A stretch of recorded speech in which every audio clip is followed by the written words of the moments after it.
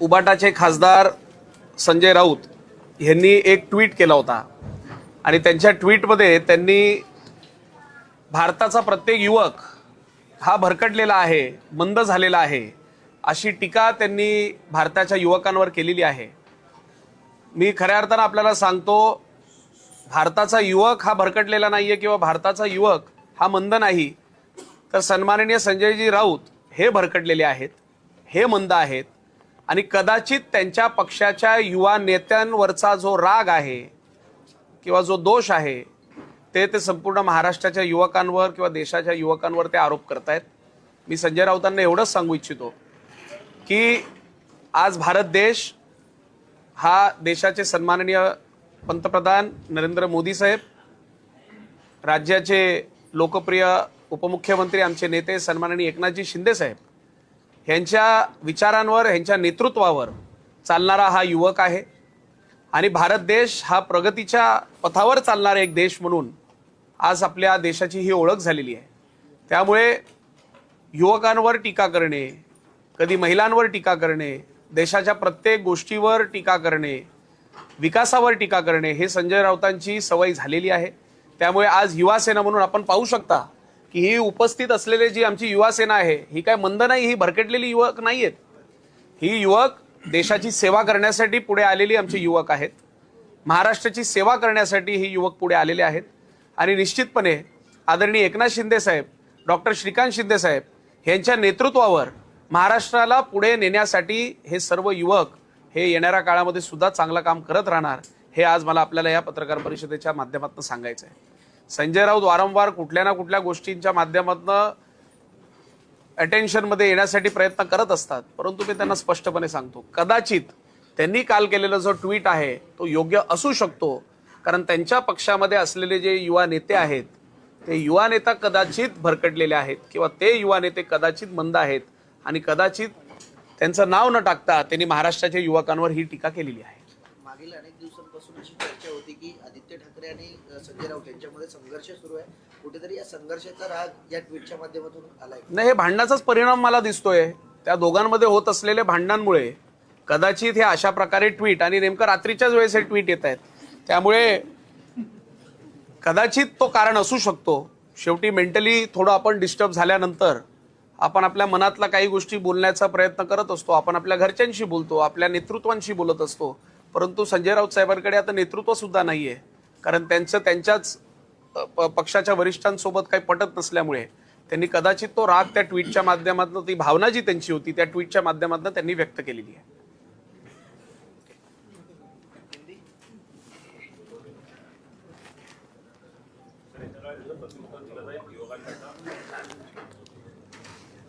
युवा सेना काय आंदोलनाचा पवित्रा घेणार आहे या?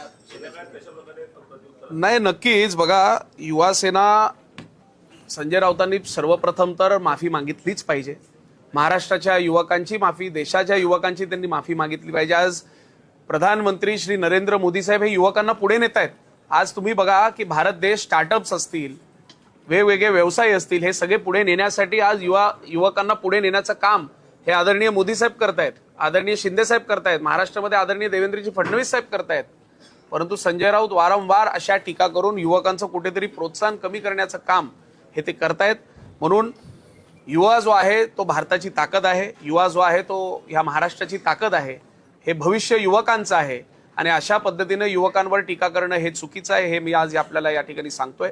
प्रामुख्यानं युवा सेना एकच मागणी करते की संजय राऊतांनी जसं ट्विट करून युवकांचा अपमान केलेला आहे, संजय राऊतांनी कॅमेऱ्याच्या समोर येऊन महाराष्ट्राच नव्हे तर संपूर्ण देशाच्या युवकांची माफी मागावी, ही आमची त्या ठिकाणी विनंती असणार आहे। आणि निश्चितपणे जर त्यांनी माफी मागितली नाही तर शिवसेना स्टाईलने, युवा सेना स्टाईलने आम्ही जे आंदोलन करायचं आहे ते संपूर्ण महाराष्ट्रामध्ये संजय राऊत यांच्या विरोधात आंदोलन करणार आहोत। सर, नेपाळमध्ये जी काही परिस्थिती उद्भवली होती, जेनजीने पुढाकार घेऊन तिथलं सरकार उलटवून टाकलं होतं, यानंतर संजय राऊतांनी देखील याच्यावर वक्तव्य केलं होतं, त्यामुळे अशा प्रकारची वक्तव्य करून कुठेतरी तरुणांची माती वडकवण्याचं काम होतंय का? 100% आज आपण पाहू शकता की नेपाळमध्ये ज्या जेनझी मतदारांनी पूर्ण तिथलं जे सरकार आहे त्या सरकारला पूर्ण बदलून टाकलेलं आहे आणि कदाचित अशाच पद्धतीने युवकांना म्हणजे कन्फ्यूज करण्याचं काम, त्यांना त्यांचं माइंड डायव्हर्ट करण्याचं काम कदाचित ह्या नेते मंडळींकडनं होत आहे। पण शेवटी हा भारत देश आहे, ही महाराष्ट्र आहे आणि महाराष्ट्राचा जो युवा आहे तो सुसंस्कृत युवा आहे. त्यामुळे महाराष्ट्राच्या युवकाला माहिती आहे की त्यांचा विश्वास जो आहे तो आदरणीय मोदी साहेबांवर, महाराष्ट्रामध्ये आदरणीय शिंदे साहेबांवर आहे आणि त्यामुळे अशा कुठलीही पावले उचलणार नाही. परंतु सर्व महाराष्ट्राच्याच नव्हे तर संपूर्ण देशाच्या युवकांकडनं आम्हाला मागणी, युवासेना म्हणून आमच्या सगळीकडे मागणी येतात. म्हणजे आज आपण पाहू शकता हे काय विषय फक्त मुंबई ठाणे मर्यादित नाहीये. आज हा जो राग आहे आपण पाहू शकता की महाराष्ट्रातून आलेले सर्व युवा सैनिक आहेत, हे महाराष्ट्रातून आलेले आमचे युवा सैनिक ह्यांचा हा राग या ठिकाणी व्यक्त करण्यासाठी ते आज या ठिकाणी आलेले आहेत. आणि म्हणून मी आपल्याला सांगतो की जर त्यांनी माफी मागितली नाही तर आम्ही निश्चितपणे शिवसेना स्टाईलने आंदोलन करणार आहोत.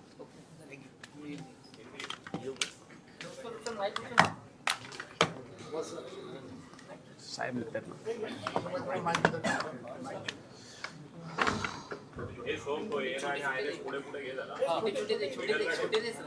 पकडलेला हिंदीत काय बोलतात मरकटला कुठला वाला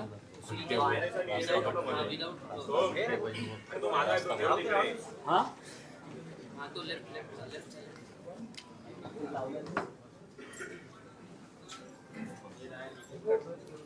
शिवसेना सांसद संजय राउत जिन्होंने ट्वीट करके देश की युवा का अपमान किया है, युवा सेना जो है रिपोर्ट लगा दी है, क्या कुछ कहना चाहिए? उभाटा के सांसद संजय राउत, इन्होंने कल रात में एक ट्वीट किया जिसमें उन्होंने कहा कि जो महाराष्ट्र और देश का युवा है वो कहीं ना कहीं अलग दिशा में चल रहा है. उसे जैसे मराठी में मंद शब्द है तो पागल, ऐसा वर्णन उन्होंने युवाओं पर आरोप लगाया है. मैं यही कहना चाहता हूँ, ये ट्वीट जो है, हम ये ट्वीट के माध्यम से इतना ही कहना चाहते हैं कि युवा, देश का युवा पागल नहीं है बल्कि संजय राउत ये खुद पागल है, ऐसा युवा सेना आज यहाँ पर कह रही है. और मैं आपको कहता हूँ कि जो उनका गुस्सा है वो गुस्सा कहीं ना कहीं उनके पार्टी के जो युवा नेता है, उनके पार्टी के युवा नेता का गुस्सा उन्होंने आज देश के युवाओं पर उन्होंने ये गुस्सा निकाला है. इसके लिए मैं संजय राउत जी से यही कहना चाहता हूं कि आपके पार्टी के आपस के झगड़े जिसकी भावना आप आपके नेतृत्व तक पहुंचा नहीं सकते, व्यक्त नहीं कर सकते, तो आप ये ट्वीट के माध्यम से हमारे देश के युवाओं को इसमें खींच रहे हो. तो मैं संजय राउत जी को यही विनती करता हूं, युवा सेना के माध्यम से विनती करता हूं कि जिस प्रकार से आपने ट्वीट कर देश के युवाओं का अपमान किया है, हमारे महाराष्ट्र के युवाओं का अपमान किया है, आप ट्वीट नहीं बल्कि कैमरा के सामने आके महाराष्ट्र और इस देश के युवाओं को आप माफी उनकी मांगे. यही हमारी आज युवा सेना के माध्यम से मांग है. देखिए, माफी तो उनको मांगनी पड़ेगी क्योंकि आज ये युवा सेना है, वो पहले तो उनसे विनंती की भाषा पे बात कर रहा है. अगर उन्होंने हमारी विनंती नहीं स्वीकारी तो शिवसेना स्टाइल में हम उनके जो पार्टी के लोग हैं उनको पता है कि हमारा काम करने का जो तरीका है वो बहुत ही अलग होता है और इसके लिए शिवसेना स्टाइल में हम आंदोलन की भूमिका निभाएंगे और निश्चित रूप से इस जो उन्होंने किया हुआ ट्वीट है उसका क्रोध भी हम व्यक्त करेंगे. युवाओं को क्या नेपाल के जैसा हालात करने के लिए तैयार किया जा रहा है? देखिए, ये ऐसा ही कुछ, आखिर में आपने अगर देखा होगा तो ये जो ट्वीट उन्होंने किया है वो ट्वीट रात के टाइम पे किया है. तो रात के वक्त क्या करके उन्होंने ट्वीट किया है हमको पता नहीं, लेकिन महाराष्ट्र ही नहीं तो पूरे देश के युवाओं को भड़काने का काम, उन्हें क्रोधित करने का काम ये संजय राउत जी कर रहे हैं. इसके लिए मैं इतना ही कहना चाहूंगा कि इस प्रकार से भारत का युवा ये देश के प्रधानमंत्री श्री नरेंद्र मोदी साहब पर विश्वास रखता है, उनके नेतृत्व पर विश्वास रखता है. महाराष्ट्र के हमारे नेता, राज्य के उप मुख्यमंत्री श्री एकनाथ शिंदे साहब के नेतृत्व में महाराष्ट्र का युवा विश्वास रखता है.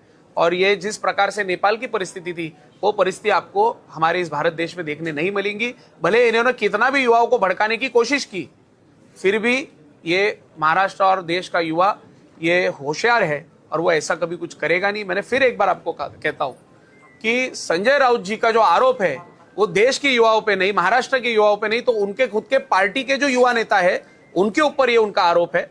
और ये आरोप उन्होंने कहीं ना कहीं उसे डाइवर्ट करने के लिए देश के युवाओं को आगे कर दिया है.